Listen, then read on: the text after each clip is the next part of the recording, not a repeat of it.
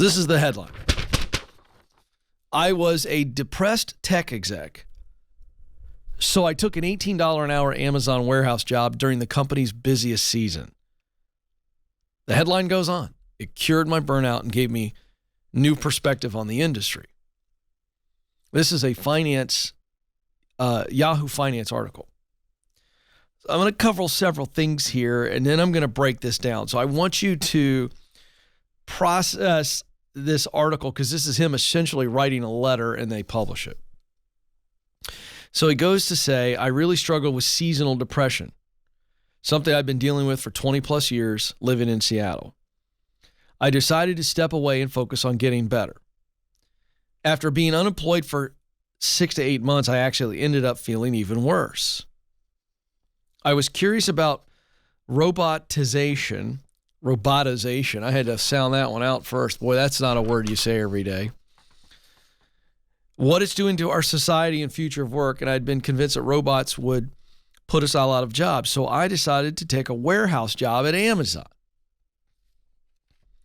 On my first day, and by the way, he worked there for 7 weeks. Physically couldn't do it beyond that. We'll get to that. We'll get a little bit more than that.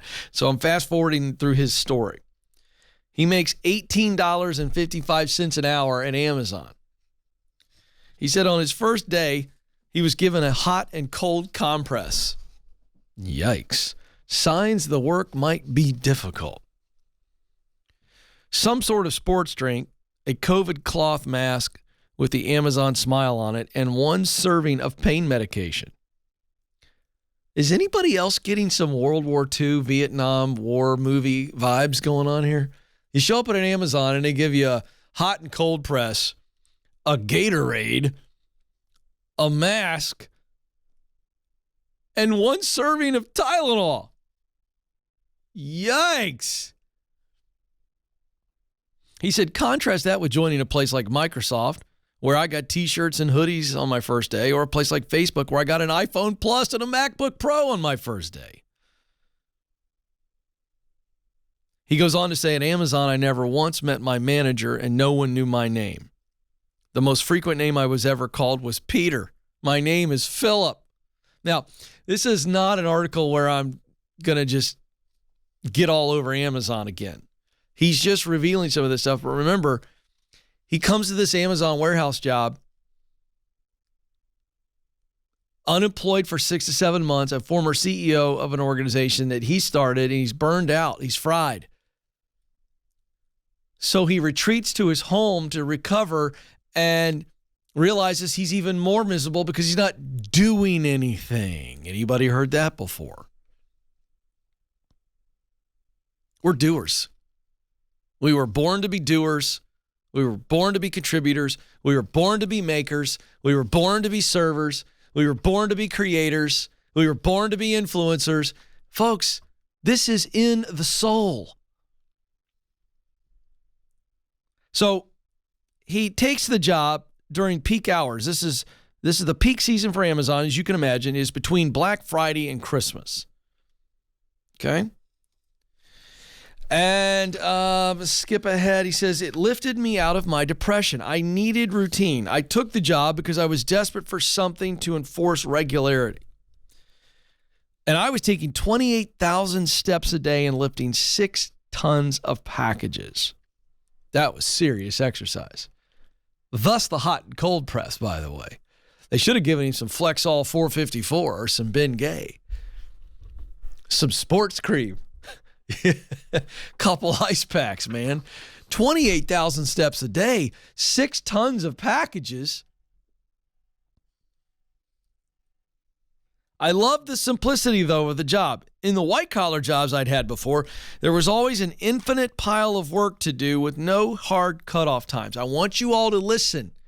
Don't just catch the surface of what he's saying, and if you don't get it, that's why I'm here. I'm going to reveal the depth of what he's saying. There's some depth under this. I also never had to make decisions. Someone told me what to do each day. And when you do the work, it's largely mindless. So for someone like me who has felt tremendous pressure to make the right decisions, your mind is so peaceful the whole time because there's never stress about actual decision making. I could sleep at night without thinking about work. All right, now I'm going to unpack this. So here's a guy that has dealt with depression for a long time in his life. So he's dealing with that.